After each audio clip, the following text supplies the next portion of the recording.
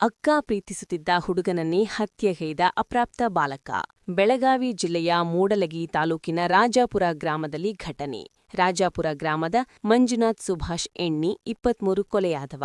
ಕಳೆದ ಹಲವು ವರ್ಷಗಳಿಂದ ಅಪ್ರಾಪ್ತ ಸಹೋದರಿಯನ್ನು ಪ್ರೀತಿಸುತ್ತಿದ್ದ ಮಂಜುನಾಥ್. ಅಕ್ಕನ ಉಸಾಬರಿಗೆ ಬರಬೇಡ ಎಂದು ಹಲವು ಸಲ ಮಂಜುನಾಥ್ಗೆ ವಾರ್ನ್ ಮಾಡಿದ್ದ ಅಪ್ರಾಪ್ತ ಬಾಲಕ.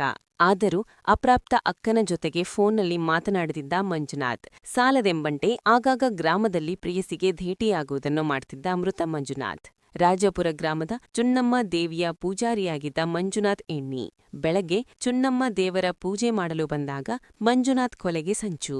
ದೇವಸ್ಥಾನದಲ್ಲಿ ಯಾರೂ ಇಲ್ಲದಾಗ ಮಂಜುನಾಥ್ ತಲೆಗೆ ಕಬ್ಬಿಣದ ರಾಡ್ ರಭಸವಾಗಿ ಹಲ್ಲೆ. ತೀವ್ರ ರಕ್ತಸ್ರಾವದಿಂದ ದೇವಸ್ಥಾನ ಆವರಣದಲ್ಲೇ ಪ್ರಾಣ ಬಿಟ್ಟ ಮಂಜುನಾಥ್ ಎಣ್ಣಿ. ಸ್ಥಳಕ್ಕೆ ಘಟಪ್ರಭಾ ಠಾಣೆ ಪೊಲೀಸರ ಭೇಟಿ ಪರಿಶೀಲನೆ ನಡೆಸಿದ್ದಾರೆ.